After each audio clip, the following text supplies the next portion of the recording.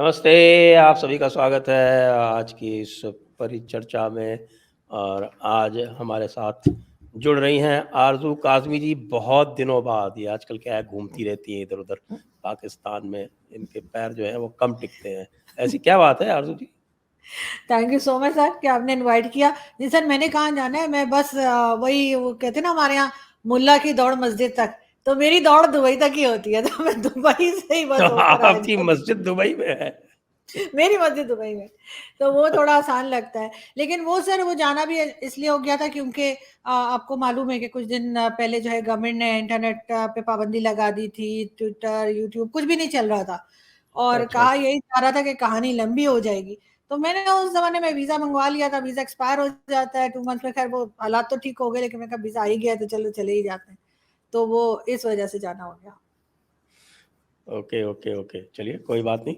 बहुत अच्छा है, चेंज हो जाता है। जी। अब मैं ये देख रहा था, मैं कल आपके चैनल चेक कर रहा था। हुँ। तो मैंने देखा कि आपकी पूरी चैनल जो है वो मोदी जी के विज़िट से ही भरी हुई। तो मैंने कहा चलिए, मोदी जी के विज़िट पे आपने अच्छी रिसर्च की है तो उस पे बात करते हैं आपसे। तो ये बताएं कि अभी मैं ये देख रहा हूँ कि पाकिस्तान में जो जॉइंट स्टेटमेंट जारी हुआ इंडिया और यूएसए का, उसका पैरा जो 32 है, उसको लेके बड़ी गहमा-गहमी है। और वो जो है वो थोड़ा-सा मैं पढ़ देता हूँ, आपको ध्यान होगा ही। US and India stand together to combat global terrorism. और फिर उसमें जो है उन्होंने कहा कि reiterated the call for concerted action against all UN listed terrorist groups. फिर उसमें नाम लिख दिए, including al Qaeda, ISIS, Daesh, Lashkar Taiba, Jaish A Mohammad and Hizbul Mujahideen.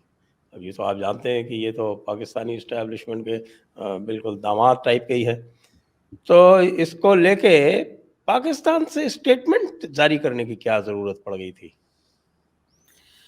Sir, सबसे पहले तो जो आपने कहा कि चैनल्स पे जो है वो मोदी जी छाए हुए थे, तो सर होना भी यही चाहिए था। बल्कि बहुत से हमारे जो पाकिस्तान के ही एनालिस्ट हैं कई, जिसमें साजिद तारसा वगैरह भी, उनका तो ये कहना था मोदी जी के अमेरिका जाने से पहले ही कि एस्टेब्लिशमेंट और गवर्नमेंट को ख़ास तौर पे देखना चाहिए और स्टडी करना चाहिए, सीखना चाहिए मोदी जी के इस विज़िट से। उसको पॉज़िटिव तरीके से लेना चाहिए, लेकिन अनफॉर्चुनेटली हमारे टीवी चैनल्स ने बहुत कम दिखाया है।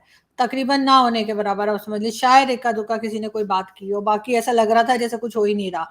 और अगर एशिया में हम देखें तो इंडिया जो है वो काफ़ी एक बड़ी कंट्री है और इम्पोर्टेंट कंट्री है, चाहे वो इकोनॉमी वाइज़ हो, चाहे आप जिस तरीके से भी देखें, तो उनके प्राइम मिनिस्टर का इस तरह से स्टेट विज़िट करना एक बड़ी बात थी। इसलिए हम लोग जो है वो ट्राई कर रहे थे कि जितना ज़्यादा पॉसिबल हो जो है चाहे यूट्यूब से ही, लेकिन उस विज़िट को कवर किया जा सके। बिल्कुल बात उन्होंने की, और जॉइंट स्टेटमेंट जो आया उसके ऊपर हमने देखा कि पाकिस्तान की गवर्नमेंट और अपोजिशन जो है पहली बार एक साथ एक ही तरह की स्टेटमेंट दे रही थी, चाहे वो इमरान खान हो, चाहे वो ख्वाजा आसिफ साहब हो, या कोई भी गवर्नमेंट एम्प्लॉय या मिनिस्टर समझ लीजिए, कि वो जाहिर है उस बात को उन्होंने काफ़ी सीरियसली लिया कि पाकिस्तान की तरफ इशारा है, पाकिस्तान को कहा जा रहा है, क्योंकि जितने नाम, जो ग्रुप्स के नाम लिए गए, वो तो हमारे यहाँ ही पाए जाते हैं और तो कहीं नहीं है। तो ज़ाहिर है कि हम समझ रहे हैं कि ये इशारा हमारी तरफ है, लेकिन नहीं, नहीं, अब नाम भी उसमें लिया उसमें, पाकिस्तान का स्पेसिफिकली नाम लिया है, मैं बताता हूँ आपको। हुँ, उसमें देखा, they strongly condemned cross border terrorism, हुँ। the use of terrorist proxies, and called on Pakistan to take immediate action to ensure that no territory under its control is used for launching terrorist attacks. तो अब साफ साफ नाम लिया। बिल्कुल sir, मैं यही कह रही हूँ कि ज़ाहिर है कि जब पाकिस्तान की तरफ इशारा है, पाकिस्तान को कहा जा रहा है, तो उसके बाद इसी किस्म की स्टेटमेंट आएगी। बल्कि आज भी सुनने में आया है कि प्रेस कॉन्फ्रेंस होने वाली है, जिस वक़्त मैं आपसे बात कर रही हूँ उसके बाद होगी, या शायद उस दौरान ही हो जाए, डीजीआईएसपीआर की। तो वो क्या बात करने जा रहे हैं, हो सकता है उसमें भी कोई जो है जिक्र निकल आए मोदी जी के विजिट का, या हो सकता है सिर्फ 9 मई के लिए ही कुछ बोल के चले जाएं। लेकिन उसका भी सब बेसब्री से इंतजार कर रहे हैं कि वो प्रेस कॉन्फ्रेंस आए तो सुने कि क्या बात होती है। मगर सर अब ऐसा तो नहीं हो सकता था ना कि आप लोग नाम लेंगे या नाम नहीं भी लेंगे, जैसे भी बात करेंगे पाकिस्तान की तरफ इशारा करेंगे, और सारी टेररिस्ट ऑर्गेनाइजेशन जिनको हमने पाला पोसा बड़ा किया और सब कुछ हमने ऑर्गेनाइज किया, और उसके बाद वही वाली बातें जो मैं हमेशा कहती हूँ कि जनरल परवेज मुशर्रफ वगैरह ने एक्सेप्ट भी किया, ना सिर्फ अपने इंटरव्यूज में बल्कि हर जगह पे जो है कई लोगों ने एक्सेप्ट किया इस बात को। तो उसको हम अब जाहिर है कि झुटलाना चाहते हैं, हम चाहते हैं कि ऐसा नहीं है, और इसी की वजह से आप देख रहे हैं आईएमएफ का लोन भी जो है वो डिले होता चला जा रहा है और पाकिस्तान को प्रॉब्लम आ रही है। तो जाहिर है उस पर तो स्टेटमेंट आना ही था, और वो स्टेटमेंट आया, उसमें किसी को भी हैरान होने की मेरे ख्याल है ज़रूरत नहीं थी, क्योंकि आप लोग हमारी तरफ इशारा करेंगे, हमें बताएंगे कि जी ये टेररिस्ट ग्रुप हमारे यहाँ है, तो फिर आपने क्या सोचा सरदार खुश होगा, शाबाशी देगा? तो जाहिर है सरदार शाबाशी नहीं देगा, सरदार फिर जो है वो जवाब देगा ना कुछ तो रिप्लाई करेगा। हाँ, लेकिन बड़ा तल्ख़ जवाब आया, और तल्ख़ी के साथ-साथ हमारे इमरान खान साहब जो हैं उन्होंने ये कह दिया कि ये जो है आपके शहबाज शरीफ साहब, जो आजकल दूसरी वजहों से आजकल उनको चर्चा में है। अम्ब्रेला की वजह से सर। जी हाँ, जी हाँ, जी हाँ। वो छाता भी नहीं छोड़ते, लोग कह रहे हैं कि साहब सर उन्होंने तो बेचारे अपनी तरफ से अच्छा किया था कि वो लेडी उनके लिए छाता लेके चलती, तब भी आप लोग कहते हैं कि अजीब आदमी है, चलता जा रहा है और एक लेडी उसके लिए छाता लेके जा रही है। अब उन्होंने छाता ले लिया तो सब पीछे पड़ गए कि वो लेडी जो है वो बारिश में भीग गई, वो बेचारे करे तो क्या करे ना, हम लोग भी किसी तरीके से उनको चैन नहीं लेने देते। मैं तो बताता वो हूँ क्या ये करना चाहिए था। उनको ऐसे करना चाहिए था जैसे मोदी जी ने किया था। उन्होंने छाता-वाता सब रिफ्यूज़ कर दिया और बारिश में खड़े हो गए कि हाँ भाई, हम भी भीगेंगे। भीग जाते और लड़की को छाते के नीचे रखने रहने देते, तब देखिए कितनी तारीफ़ होती। वैसे जितने शौकीन सुने गए हैं शहबाज शरीफ साहब, तो मेरे ख्याल से तो उनको लड़की को छाते के नीचे ले लेना चाहिए था, लेकिन उन्होंने ऐसा नहीं किया। या वो खुद छाता होल्ड कर लेते और लड़की को छाते के क्योंकि नीचे ले लेते। हमारे प्राइम मिनिस्टर जो आते हैं उनमें से अक्सर जो है चाहे इमरान खान हो चाहे शहबाज शरीफ साहब बड़े शौकीन मिजाज लोग सुने गए। तो लेकिन खैर उन्होंने सोचा कि भाई बाहर दूसरी कंट्री में वो थोड़ा डिसेंट रहना चाहिए, तो उन्होंने छाता लेके थैंक यू वेरी मच कर दिया उनको, लेकिन उस पे भी बेचारे जो है उनकी क्लास हो रही है। हाँ, लेकिन इमरान खान जो उल्टी बात कह रहे हैं, वो इमरान खान कह रहे हैं कि साहब कि ये अमेरिका को सँभाल नहीं पाए, और दूसरी तरफ कहते हैं कि साहब ये अमेरिका के ही बनाए हुए हैं, तो दोनों में से कौन-सी चीज़ सही है? बिल्कुल सर बनाए हुए तो हैं। वो तो सारे ही बनाए हुए होते हैं, कौन इनमें से है जो नहीं बनाया हुआ था? इमरान खान जो अब कहते हैं कि उनके खिलाफ साजिश हो गई, पहले कहते थे जी उनको ले आए। लेकिन ये ज़रूर है इस वक़्त पाकिस्तान को बैलेंस करने में प्रॉब्लम आ रही है चाइना और अमेरिका के बीच में। क्योंकि इनको किसी एक को सेलेक्ट करना होगा और उससे दूसरा यकीनन नाराज़ हो जाएगा, और अभी लग यही रहा है कि आईएमएफ के लोन की वजह से ये अमेरिका की तरफ भी जाना चाह रहे हैं, लेकिन चाइना को भी नहीं छोड़ा जा सकता। तो ये वाली जो इनकी फॉरेन पॉलिसी है ना, जो जिसकी वजह से सब लोग कहते हैं कि इंडिपेंडेंट नहीं है, तो यही प्रॉब्लम आ रही है। अदरवाइज अगर ये किसी तरीके से इंडिया की तरह से इंडिपेंडेंट पॉलिसी होती इनकी फॉरेन पॉलिसी, तो फिर ये दोनों या किसी भी कंट्री को साथ लेके चल सकते थे, मगर उसके लिए तो इकोनॉमी चाहिए, क्योंकि जाहिर अगर आप पैसे मांगेंगे तो फिर तो लोग अपनी मर्जी से चलाते हैं।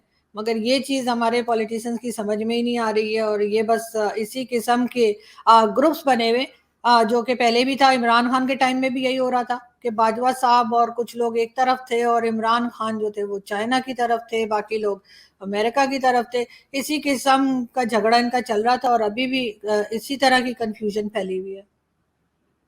एक मैं देख रहा था इसी सिलसिले से, इसी हवाले से कि एक आर्टिकल मैंने पढ़ा डॉन में, हम्म। और डॉन में कह रहे हैं कि साहब कि ये जो स्टेटमेंट आया है, इससे वापस एफएटीएफ का खतरा बढ़ गया है। आपको क्या लगता है? सर कोई बड़ी बात नहीं है, पहले भी कई बार आता आना जाना लगा रहता है। हम लोग पहले भी 2-3 बार गए हैं और बाहर आए हैं। ना तो पहली बार गए थे ना पहली बार बाहर आए। तो वैसे ही थोड़े दिन के बाद हमें घबराहट होने लगती है, रहने की इतनी आदत आप हो गई है एफएटीएफ 21 में। बार जा चुके हैं, 21 बार जा चुके हैं। नहीं सर, वो तो आईएमएफ के पास जा चुके हैं, मैं एफएटीएफ की बात कर रही हूँ अच्छा, कि एफएटीएफ की बात। एफएटीएफ में जो हम गए हैं तो कई बार गए ना, तो वो तो वहां पे भी आना जाना रहता है, लेकिन आईएमएफ का लोन तो खैर बहुत बार लिया है। लेकिन बात सारी ये है कि चाइना और अमेरिका के बीच में हम बैलेंस नहीं कर पा रहे, वो बात भी नहीं है। लेकिन सर, कोई कब तक हमें पैसा देगा, कोई कब तक, कितनी बार जो है वो पाकिस्तान को लोन देगा? लोग तंग आ गए पैसा दे देकर। उसमें अब अगर हम ये कहें कि जी भारत रुकवा देता है, अमेरिका में उनके टर्म्स अच्छे हैं तो वो डिले करवा देते हैं, तो कभी कोई बात, कभी कोई बात हमारे पॉलिटिशियंस कहते हैं। लेकिन असल बात ये है कि जिससे भी हमने पैसा लिया है अभी तक, वो हमें दे देकर तंग आ चुके हैं। और अब इनके पास सिर्फ एक ही ऑप्शन है, हमारी इस्टेब्लिशमेंट और पॉलिटिशियंस के पास, वो ये कि ये अपना जो फैक्ट्रीज हैं उसको ओपन करें, अपनी ट्रेड ओपन करें, और ये जितने ये टेररिस्ट ग्रुप जो बताए जाते हैं उनको ये कंट्रोल करें। और ये कंट्रोल कर सकते हैं, ऐसा नहीं है कि ये कंट्रोल नहीं कर सकते। इन्होंने बनाया है, अगर ये चाहें तो ये उनको बहुत ज्यादा जल्दी नहीं तो कुछ टाइम लगे, लेकिन ये कंट्रोल कर सकते हैं, पकड़ सकते हैं, बंद कर सकते हैं, वॉटेवर, क्योंकि इन्हीं के बनाए हुए हैं। मगर ये क्यों नहीं कर रहे हैं, इन्होंने क्या सोचा है, वो यही यही जानते होंगे। लेकिन ये कि ये कंट्रोल कर सकते हैं, और अगर इस तरह का प्रेशर आएगा जो अभी आया है इनको मोदी जी के विजिट से, यूएस विजिट से, और वहां पे जो जॉइंट स्टेटमेंट हुई, तो मेरा ख्याल है कि कहीं ना कहीं इनको काम करना पड़ जाएगा, चाहे इनको अच्छा लगे या बुरा लगे, इनको रोकना पड़ेगा। जी। और जैसा आपने कहा, आईएमएफ वाली भी प्रॉब्लम है। आखिरकार आईएमएफ चलता तो यूएस के इशारे पर है। और आपने बजट में 215 बिलियन पाकिस्तानी रुपीस के टैक्स भी लगा दिए, और साथ में मिलिट्री बजट भी 15% बढ़ा दिया। हालांकि वो 15% जो है, वो मिलिट्री बजट तो बढ़ा है, लेकिन 40% रुपया गिर चुका है। तो डॉलर के टर्म्स में तो मिलिट्री को पसंद नहीं आया होगा कि आपने इतना पैसा उनका कम कर दिया। लेकिन इसके बाद भी आईएमएफ जो है वो किसी भी तरह का कोई रिएक्शन नहीं दे रहा है।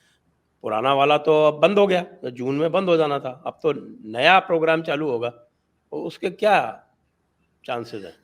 सर, इन्होंने तो, गवर्नमेंट ने तो यही अनाउंस किया है, इसाक डार साहब ने और सबने, कि जी बात हो गई है, सारी शर्तें मान ली हैं, वो तो कुछ और इशाक डार साहब कब टैक्सेस। से कह रहे हैं, मुझे सुनते हुए और हो गए कोई 10 नहीं, महीने प्राइम के, हो मिनिस्टर गई ने, हो गई हो गई है। सर प्राइम मिनिस्टर ने भी कहा है, अब ये तो यही कहते जा रहे हैं कि बस वो हो गई है और हो जाएगा। और अगर नहीं भी होता तो जुलाई का जो नया प्रोग्राम है उसमें इनको जाना होगा, जाए बगैर तो गुजारा नहीं होगा। उस पर फिर ये यही करेंगे कि ये तरह तरह के जो नए टैक्सेस आईएमएफ कह रहा है वो इनको लगाने पड़ेंगे। और वो टैक्स जो है वो जाहिर है जो हमारे बड़े लोग हैं जिनके पास ज्यादा पैसा है वो भी नहीं भरते टैक्स।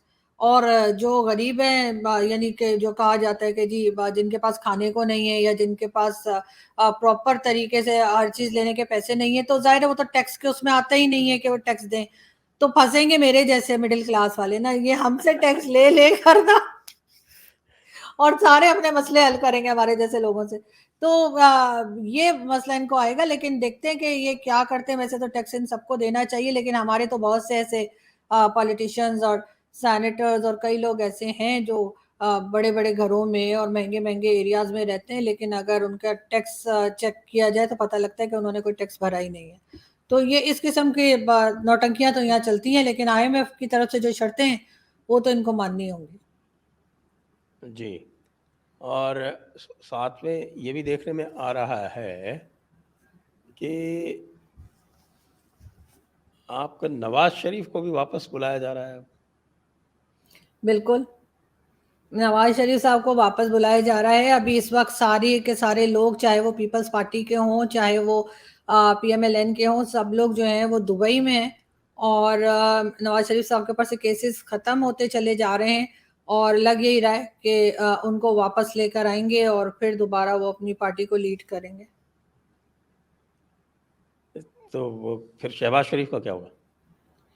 सर वो तो अभी वैसे भी चले जाना है ना उन्होंने, अभी तो केयर टेकर गवर्नमेंट बनेगी। हो सकता है ये भी बात की जा रही है कि केयर टेकर गवर्नमेंट के लिए ये लोग सारे दुबई में जमा हुए हैं, और ये अब सोच रहे हैं कि किसको लाना चाहिए और किसको बिठाना चाहिए, कौन आएगा as a caretaker government, prime minister और सारा कुछ।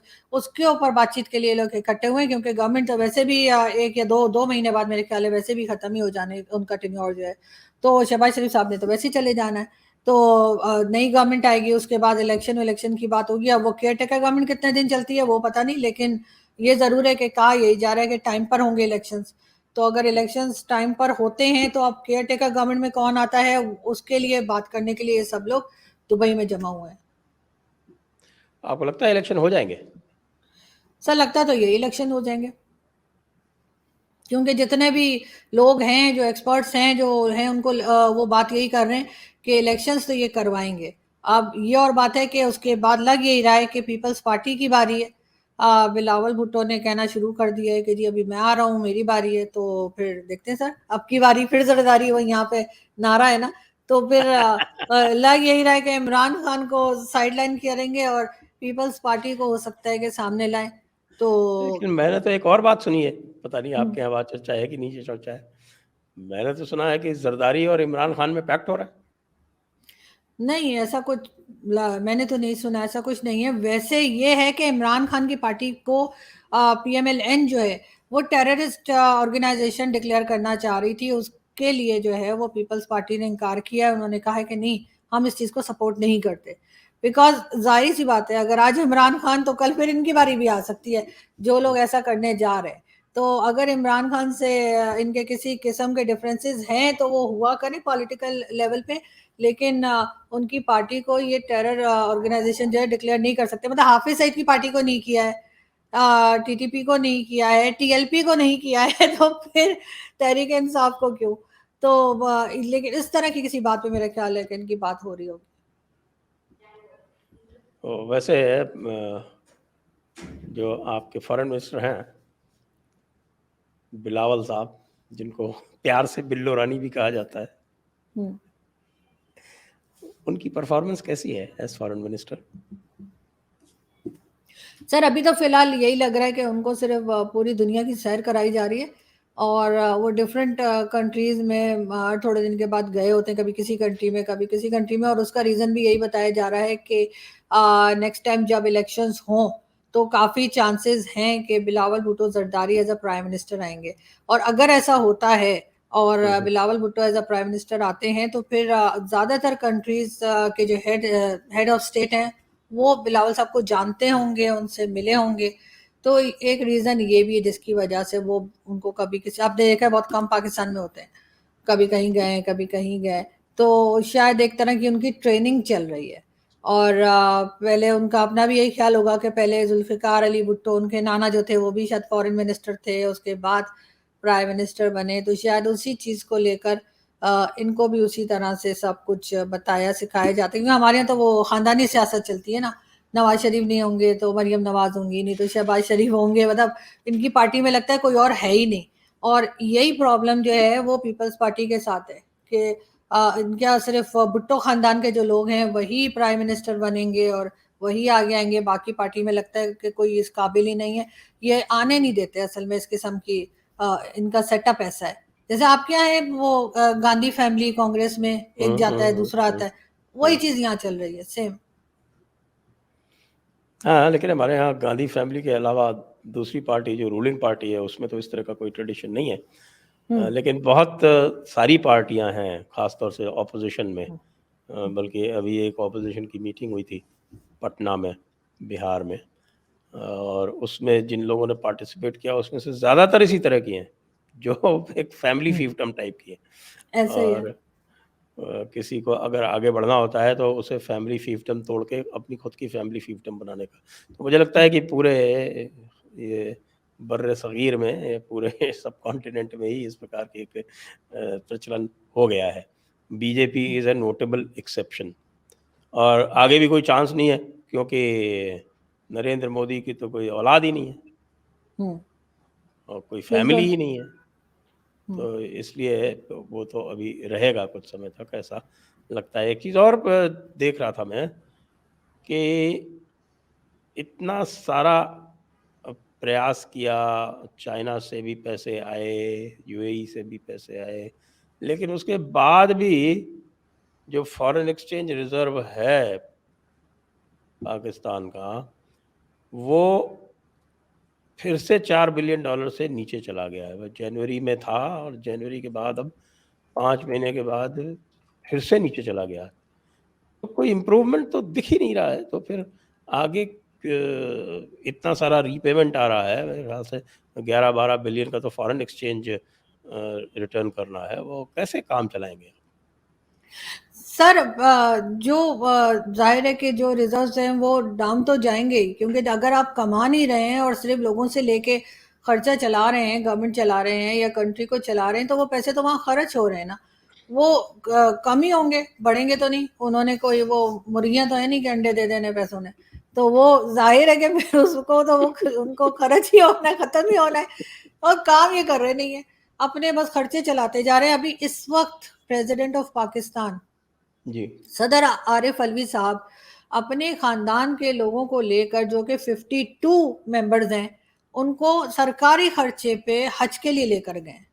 अब एक ऐसी कंट्री जिसके पास पैसा नहीं है, जिसको इतनी प्रॉब्लम पड़ी हुई है कि वो लोगों से मांग रहे हैं, आगे लोन जो लिया ले रखा है उसकी किस्तें भी भरनी है, और ये सारी प्रॉब्लम चल रही है, उसके बीच में से उठकर जो है वो आरिफ अलवी साहब 52 लोगों को लेकर हज करने चले गए, और वो भी सारा सरकारी खर्चे के ऊपर। तो ये इस किस्म की हरकतें कर रहे हैं, जो यहाँ पे लोग शोर मचा रहे हैं, बोल रहे हैं, आपके ख्याल से दुनिया को नजर नहीं आ रहा? तो जाहिर ऐसे सूरत में तो इनका यही हाल होगा जो हो रहा है, और पैसा कहाँ से आएगा? ये जो पैसा आता है वो ये अपने अय्याशियों के ऊपर उड़ा देते हैं, कि अब हज का ये मतलब तो नहीं है कि आप किसी और के पैसे से जाके आप हज करके आ जाएं।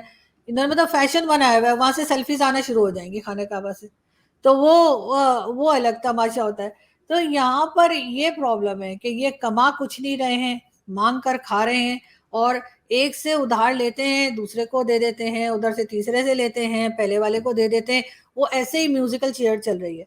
तो इस वजह से जो है ये थोड़ा बहुत गुजारा भी होता रहता है, और साथ साथ जो है वो हालत आम आदमी की खराब से खराब होती जा रही है। लोड शेडिंग फिर शुरू हो गई है, दिन में 2 बार तो बड़े बड़े शहरों में जा रही है, और जो छोटे शहर हैं उनमें कई कई घंटों के लिए लाइट गायब हो जाती है, इसीलिए कि इन लोगों के अपने ही जो नखरे हैं या जो खर्चे हैं इनके हुक्मरानों के और दूसरे लोगों के, वही कम नहीं हो रहे, तो फिर क्या किया जाए? इनका तो कोई इलाज नजर नहीं आ रहा मुझे तो। पहले जो ये बताया जा रहा था कि बहुत सारी फॉरेन कंपनीज जो हैं वो छोड़ के चली गई हैं, क्योंकि उनको डॉलर बाहर नहीं ले जाने दिए जा रहे हैं। बहुत सारी एयरलाइंस ने बंद कर दिया है, क्योंकि वो डॉलर बाहर रिपेट्रिएट नहीं कर पा रहे हैं। एलसीज जो हैं वो बहुत सारी वो छूट नहीं रही हैं, सामान आया हम्म। रखा हुआ है, कंटेनर के कंटेनर पड़े हुए हैं, वो छुड़ाए नहीं जा रहे हैं, क्योंकि एलसीज कैश नहीं हो रही हैं। तो ये प्रॉब्लम अभी भी परसिस्ट कर रही है, और इसकी वजह से जो इंडस्ट्री, जो रॉ मटेरियल या कुछ स्पेशलाइज्ड मशीनरी जिसको चाहिए होती है, वो सारी मशीनरी, वो सारी इंडस्ट्री बंद पड़ी हुई है। तो वो एक विशेष साइकिल बन गया है। तो इसमें कोई इम्प्रूवमेंट है क्या? हमारी आपकी बातचीत को काफ़ी टाइम हो गया, तो इसलिए मैं जानकारी चाहता हूँ। सर एलसीज तो अभी तक इन्होंने कोई खास खोली नहीं है, ये कहते जा रहे हैं कि खोल देंगे।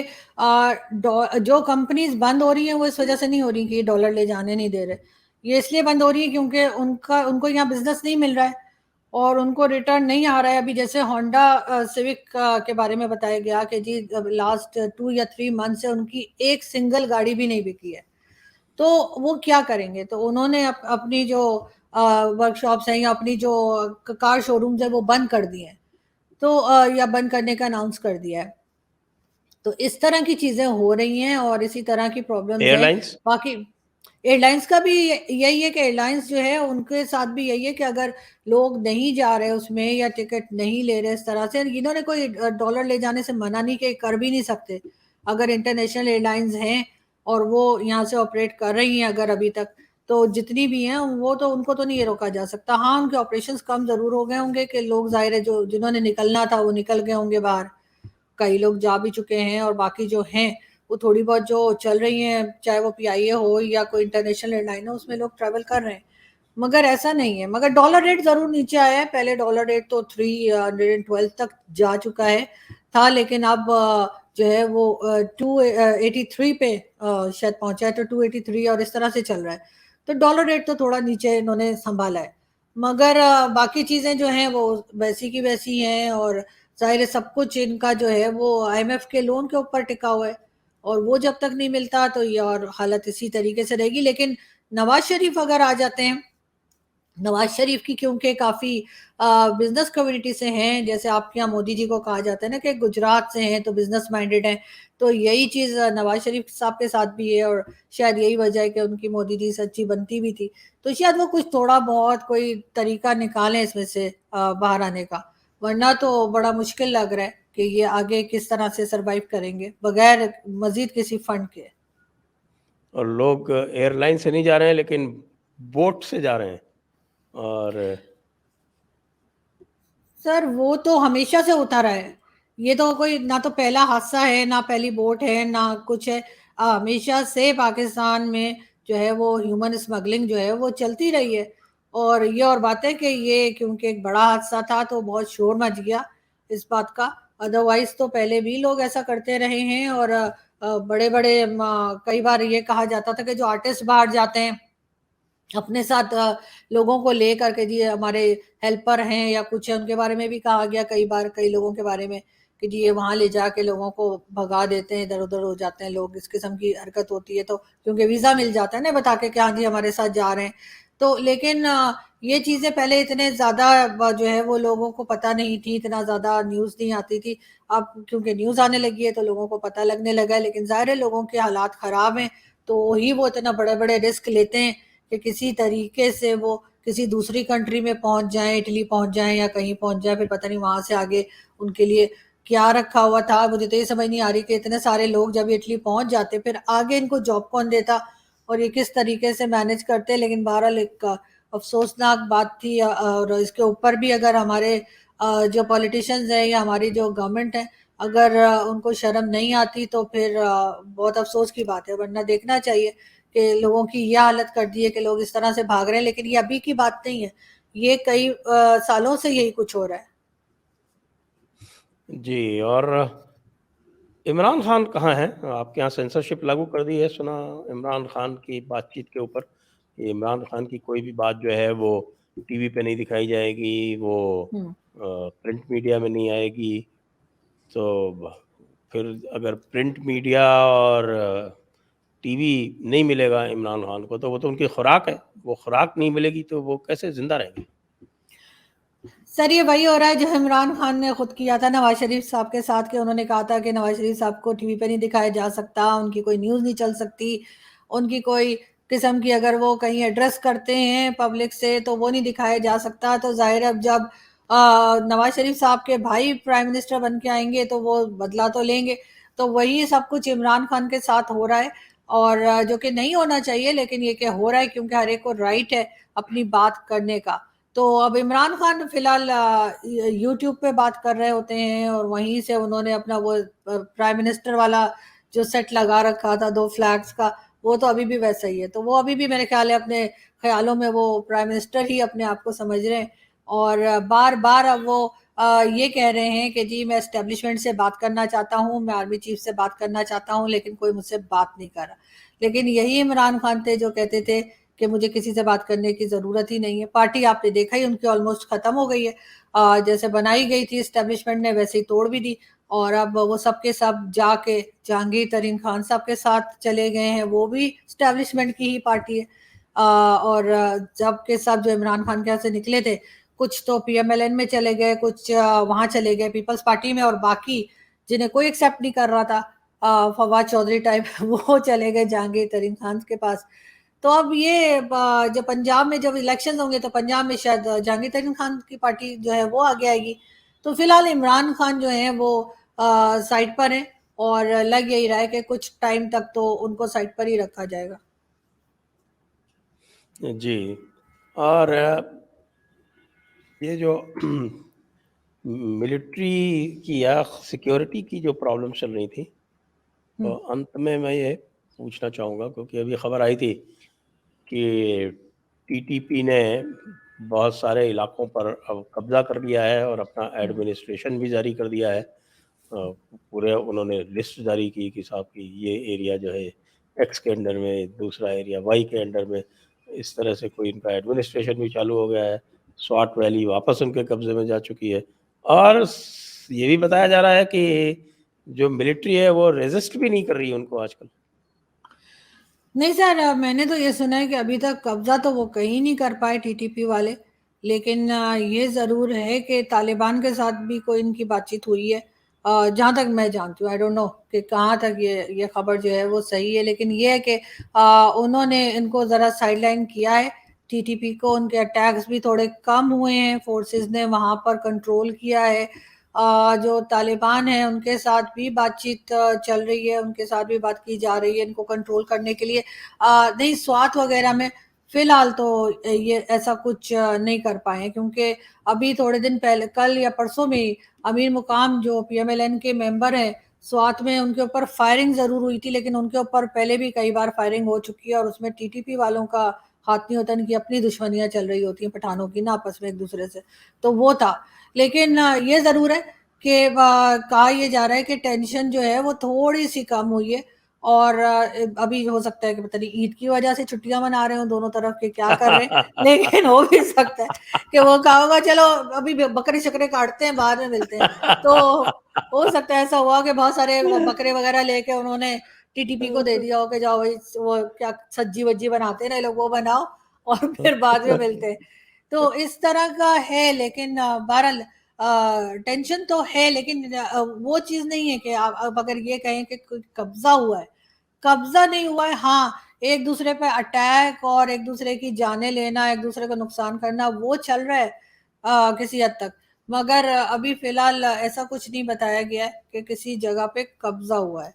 ये अगर अपनी तरफ से वो स्टेटमेंट जारी करते हैं टीटीपी वाले, तो वो उनकी अपनी स्टेटमेंट है, उसके ऊपर वो कहाँ तक ठीक है ये नहीं कहा जा सकता, क्योंकि वो तो तभी होगा जब दोनों तरफ के लोग इस बात को एक्सेप्ट करें, या हमारी फोर्सेस जो हैं वो भी कोई प्रेस रिलीज जारी करें इस तरह की, तब होगा। सिर्फ इनकी तो तरह तरह की स्टेटमेंट देते रहते हैं, तालिबान भी देते रहते हैं। अभी उन्होंने इमरान खान के लिए भी दे दी थी कि जी इमरान खान को कुछ हुआ तो हम ये कर देंगे वो कर देंगे। तो वो तो टीटीपी और तालिबान इमरान खान के लिए भी स्टेटमेंट देते रहते हैं, तो उनका और कोई काम नहीं है, तो आजकल इमरान यही खान चल की रहा है। पार्टी है। इमरान खान तो तालिबान खान ऐसे ही तो नहीं कहलाते थे ना वो। लेकिन तालिबान उनके वक्त में भी तो हंगामा किया करते थे। करते थे, मगर अब तो इमरान खान तो टीटीपी और तालिबान को लाकर इधर बसाने का सोच रहे थे ना, पाकिस्तान हम्म, साइड पे। तो हम्म। इमरान खान ने तो ये बात बिल्कुल खुल्लम खुल्ला अपनी स्टेटमेंट्स में की है कि वो यहाँ लाना चाहते थे और यहाँ उन लोगों को रखना चाहते थे। तो जाहिर है उनके साथ उनके फिर बेहतर टर्म्स होंगे, और बाकी सबके लिए जाहिर है वो पसंद नहीं करते। और ये बात तो कई बार पहले भी उन लोगों ने की है कि जी इमरान खान को कुछ हुआ तो हम छोड़ेंगे नहीं, और इमरान खान को ये, इमरान खान को वो, तो इमरान खान के साथ तो वो हमेशा से खड़े दिखाई दिए हैं। बहुत खूब। अब अब इसको यहीं पर समाप्त करेंगे। आपका बहुत बहुत धन्यवाद आरजू जी। थैंक यू सर, बहुत शुक्रिया। Thank you very much. Thank you very much.